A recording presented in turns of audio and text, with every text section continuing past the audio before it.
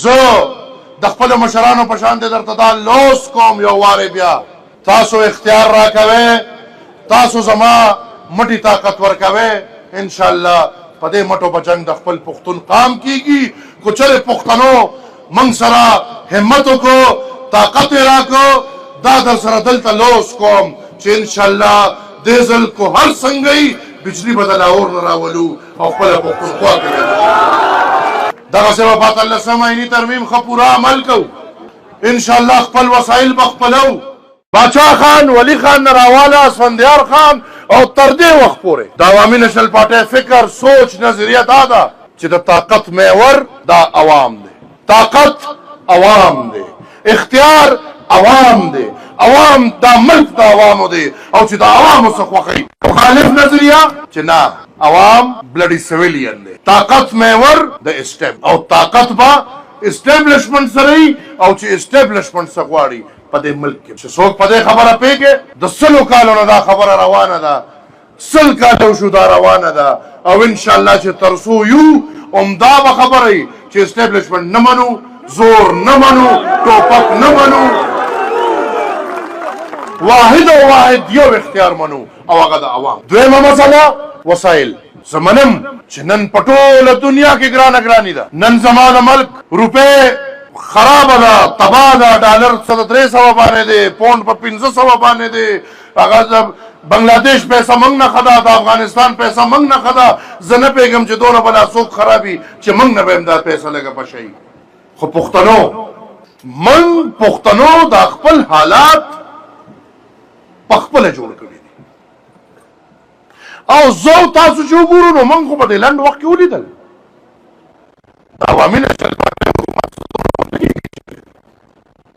او چې دې قام ته ودرېږم نو زما دې قام ته سترګې اوچتې دي الحمدلله ظالمانو چې کلم اختیار خپلي کلم وسایلو باندې اختیاري نو بیا د عوامو د فائدې کار کیږي نو بیا چې په سلو کالو کې کم کار نشو کېدو نو الحمدلله یو نیر درته جوړ شوی دی او ټوریزم کې مو الحمدلله د هغې نیرونو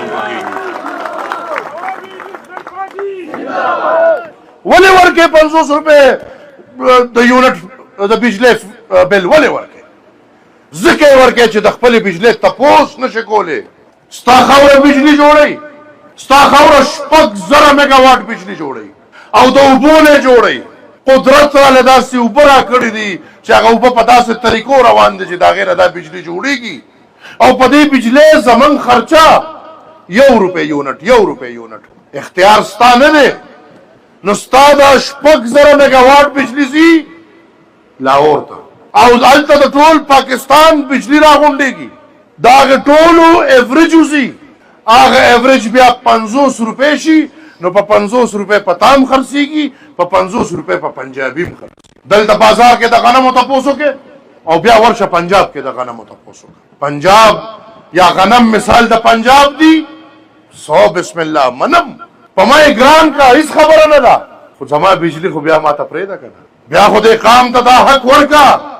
چې دا 6,000 میګاواټ بجلی کې 3,000 میګاواټ زمونږ او ستاسو ضرورت دی چې دا 3,000 میګاواټ بجلی به اول پښتون قام ته ملاویږي بیا به نورو قومونو ته خورېږي دا بجلی خپله کا چې خپله دې کړه نو په دې ګرانه کې ستا بجلی په کار نه دی چې د 500 روپۍ یونټ نه ګرانې په کار نه دی خو چې لسچنده پیسې ورکړې د هغې وجه دا ده چې ته اختیار نه خپلې پښتنو جنګ د وسایلو دی او بیا هم هغې خلکو سره جنګ دی چې موږ د باچا خان بابا نه راواله تر دې وخت پورې خبره دا کوو چې دا د قام وسایل دي په دې وسایلو اختیار د قام په کار دی دا خو د پاکستان لومړنۍ اسمبلی کې باچا خان ولاړو نو دی ورته ویلي وو چې زه در سره پاکستان کې ژوند کوم خو زما قام له به خپل اختیار ورکړې مضبوط فیډریشنز به جوړو او وفاق به مضبوطو دا خبره ورسره ولی خان بابا د 1973 آئین کې د کنکرنٹ لسټ په شکل کې چې هغه نه منو خو ټول ورته کېناستل چې پاکستان آلریډي مات شو، بنګلادیش بیل شو، ټول پاکستان هم ماتېږي. خدای ته وکړو منه. ولي خان ورته وایي چې ټیک شو، زما اختیار مال 10 کاله پس راکړه، خپل پاکستان یو 10 کاله چې تېرېدل، بوټو ځوړندو، ضیاء الحق ناستو، هغه کنکرنټ لیسټ موږ په 2010 کې ختم کړو چې کله 13 آئیني ترمیم راغی. تاسو به وایئ چې را دې څه لګیا دی؟ زه به درته په ساده ټکو کې وکړم،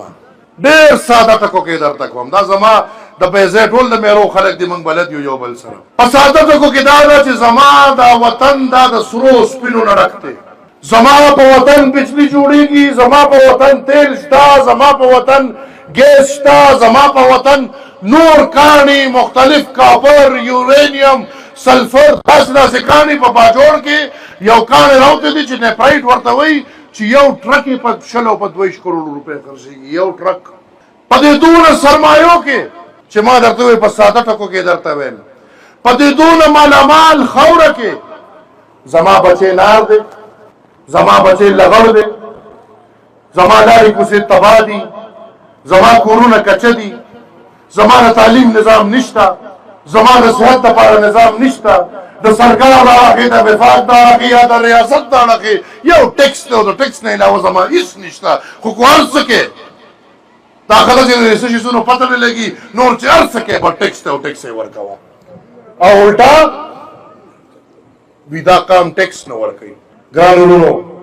دغه زموږ وسایل دي چې په دې وسایلو اول د انګریز په شکل کې د ښامار کردار ادا کېدو، او بیا چې انګریز لاړ نو د انګریز غلام ته پاتې شو. نو دا زمانه دا د ولی خان بابا د خولې خبره ده چې هغه به وایي چې دین خو انګریزان خو هغه به وایي دا پخوا کوم خیالي شملې به په چاټو کې کېدې، نو وی انګریز ته ښه دی، هغه کو دا شمله وړي نو کوچ ماته پرېږدي، او که کوچ وړي نو شمله ماته پرېږدي د دې قام پې څه ښېګړه وشي. نو ولی خان بابا به وایي اوس مې په داسې خلکو وړېدلي یو چې سر یې د چاټۍ رانار څه خطا کړي دي. دلته جنګ د پاکستان د وفادارۍ او د بې وفایۍ نه دی، خو یو کس وایي چې اختیار صاحب ستا دی، وسایل ستا دي، بیا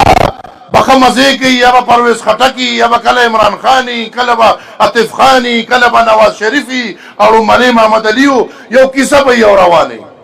خو چې یو سړی وایي چې نه صاحبه اختیار ستا نه دی، وسایل ستا نه دي، اختیار د دې خړسرو دی،